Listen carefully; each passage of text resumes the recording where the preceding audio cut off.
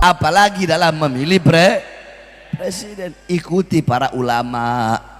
Nah, terus ulama yang bagaimana, Beb? Yang saya maksudkan itu ulama yang lurus, kalian ikuti. Ulama yang istiqomah, ulama yang nggak bisa disogok, ulama yang nggak bisa disuap, ulama yang tidak pernah mengkhianati umat. Jangan ikut ulama-ulama anjing. Loh, Habib kok bilang ulama anjing? Ya, banyak sekarang ini ustadz anjing, kiai anjing, Habib anjing, banyak saudara-saudara. Dan saya bisa kasih dalil kenapa saya bilang bahkan bukan anjing, lebih anjing dari anjing. Anjing masih lebih mulia saudara-saudara. Loh, Habib ngomong begitu? Iya, saya ngomong begitu. Kenapa? Ada yang nggak terima? Berarti ulama anjing itu kalau nggak terima itu. Belum juga dijelasin kenapa bisa jadi ulama anjing. Betul? Betul? Saudara-saudara, saya dulu pernah piara anjing karena saya suka binatang, saya suka hewan. Anjing itu kalau dikasih makan, kita kasih makan dia, dia tahu kita sebagai majikannya, dia nggak bakal khianat. Ayo saya tanya, kalian kasih makan anjing, itu anjing khianat nggak? Khianat nggak? Itu anjing nggak akan setia karena dia tahu majikan yang ngasih dia makan. Ada ulama, ada ustadz, ada kiai, ada habib, Allah kasih anugerah, Allah kasih ilmu, tetapi alimun alladzi yaj'alu ilmahu tabi'an li ra'yil muluk.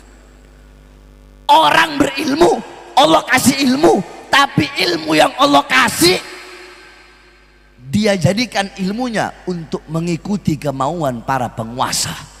Ulama-ulama yang jadi anjing-anjingnya pejabat, ulama-ulama yang jadi penjilat-penjilatnya pejabat, ulama-ulama su yang berdiri depan pintu sudah, berdiri depan pintu kekuasaan dengan harapan pangkat, jabatan, tahta, perut, politik, uang, harta, amplop.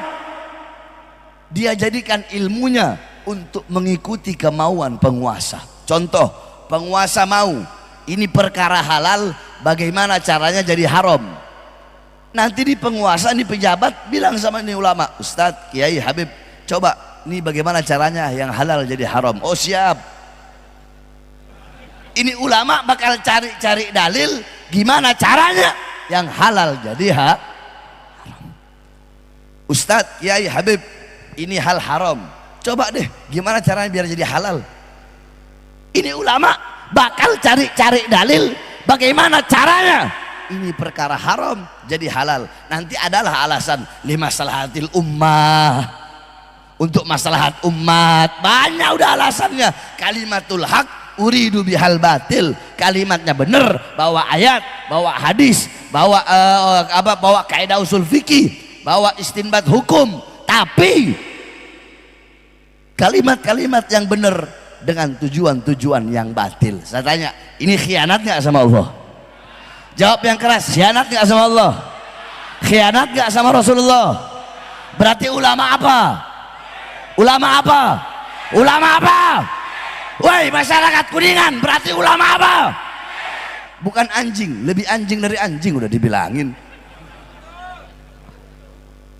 Nah, maksud saya dalam memilih pemimpin jangan ikuti ulama-ulama seperti itu, tapi ikuti ulama yang lurus, ikuti ulama yang istiqomah. Saudara-saudara, saya tanya kepada kalian semua, jawab yang keras.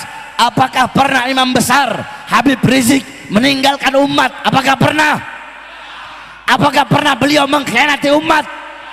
Habib Hanif pernah meninggalkan umat? Pernah khianati umat? Saya pernah meninggalkan umat, pernah mengkhianati umat.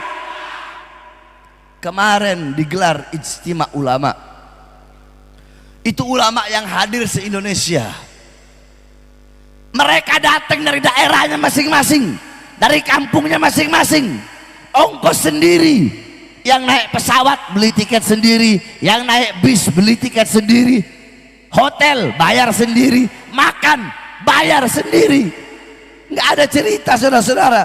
Jadi ada dua ulama, ada ulama yang dimana capres ngasih dia uang, Ustadz, Kiai, Habib, nih saya kasih uang, gimana caranya suara umat ke saya, ada yang begitu.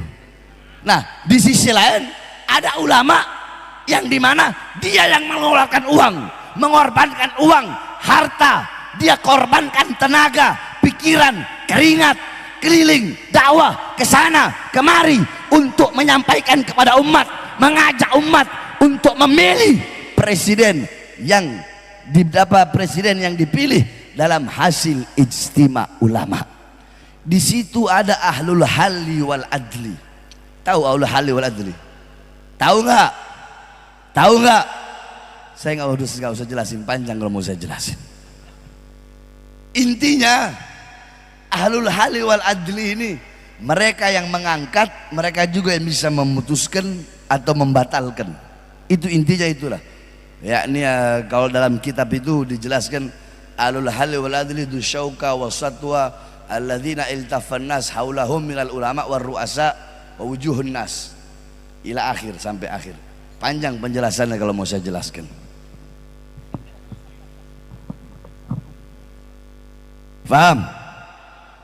Nah, saudara-saudara, para ulama ahlul halli wal adli, andaikan ada dua pilihan capres, dua-duanya baik atau tiga-tiganya baik, mungkin nggak kita pilih tiga-tiganya? Nggak mungkin kan? Maka para ahlul halli wal adli mereka akan bermusyawarah, mengeluarkan tenaga, pikiran semua. Mereka lihat sebab akibat, mereka bakal cari tahu latar belakang apa semuanya, sehingga kalau ada tiga pilihan, tiga-tiganya baik, mereka akan memilih yang paling baik. Terus gimana Beb kalau tiga-tiganya bangsat? Kalian gak usah heran, saya emang orangnya begini, kalau ngomong bangsat ya bangsat, nggak ada urusan saya orangnya. Kalau nggak mau dengan ucapan saya yang kasar ya jangan ngundang saya, gitu aja, nggak usah repot-repot. Jadwal saya penuh sampai 2027. Kalau bukan Kiai Oyo nggak bakal saya datang kemari, saudara-saudara. Dan saya juga emang udah lama nggak ceramah di Kuningan, udah berapa tahun. Terakhir nggak tahu acara di mana itu, lupa. Terakhir di mana? Mana? Di mana itu? Ente nyawa aing. Paham? Nah terus kalau tiga-tiganya bangsat, tiga-tiganya buruk, tiga-tiganya biadab, saya tanya, pilih nggak? Pilih nggak? Nah, ada yang bilang pilih, ada yang bilang enggak. Inilah makanya ngaji biar tahu. Tetap harus milih. Sebab kenapa? Kalau kalian nggak pilih, bisa jadi yang jadi presiden yang paling banyak kebangsatannya, keburukannya dan kebiadabannya. Betul? Betul? Berarti tetap harus Nah, suara-suara kalian yang akan menentukan nasib bangsa ke depan, nasib negara ke depan, nasib Indonesia ke depan berada pada suara-suara kalian. Indonesia ke depan akan menjadi negara yang baik atau negara yang buruk, negara yang negara yang memiliki pemimpin yang adil atau pemimpin yang zalim, pemimpin yang baik atau pemimpin yang buruk, pemimpin yang jujur atau pemimpin yang pendusta. Itu semua tergantung dari suara-suara kalian, karena suara-suara kalian yang menentukan nasib negara, bangsa dan pemimpin Indonesia ke depan. Maka jangan sampai suara-suara kalian bisa dibeli oleh tangan-tangan kotor para pengkhianat-pengkhianat bangsa, saudara-saudara.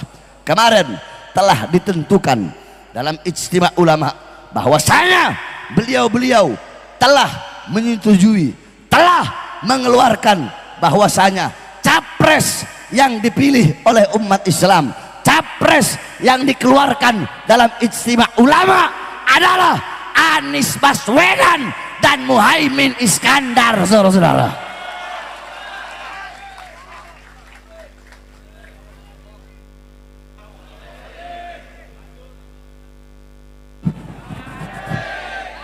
Kalian jangan, kalian dengar nama Anies, dengar nama Muhaimin, jangan senang dulu, belum selesai saya. Saudara-saudara, saya dari 6 bulan yang lalu belum digelar Ijtima Ulama, saya sudah keliling Indonesia. Saya satu malam ceramah itu paling sedikit 5 tempat, 4 tempat. Hitunglah satu tempat paling sedikit yang hadir 10.000. Berarti satu malam itu bisa 40.000 atau 50.000. Udah dihitung selama 6 bulan. Bulan sekarang belum dihitung, bulan depan belum dihitung. Itu total jumlah 7.800.000, saudara-saudara. 7.800.000 itu adalah saya yang ceramah, belum Ustadz Kiai Habaib yang lain, belum umat yang lain. Saya hadiahkan untuk mereka berdua. Insya Allah mudah-mudahan Allah berikan kemenangan. Akan tetapi ingat, saya peringatkan, hei Anies Baswedan, hei Muhaimin Iskandar, saya akan keliling Indonesia. Saya akan menyerukan, mengajak umat, rakyat, masyarakat, apapun agamanya, apapun sukunya, apapun rasnya, untuk memilih kalian berdua sebagai presiden dan wakil presiden. Harta saya keluarkan, harta saya korbankan, keringat saya tumpahkan, kalau perlu darah saya tumpahkan. Tapi ingat, kalau nanti kalian jadi presiden dan wakil presiden, terus kalian khianati bangsa, khianati rakyat, khianati masyarakat, khianati ulama, maka demi Allah, saya Bahar bin Smith, orang pertama yang akan melawan kalian dari kursi kepresidenan kalian, saudara-saudara.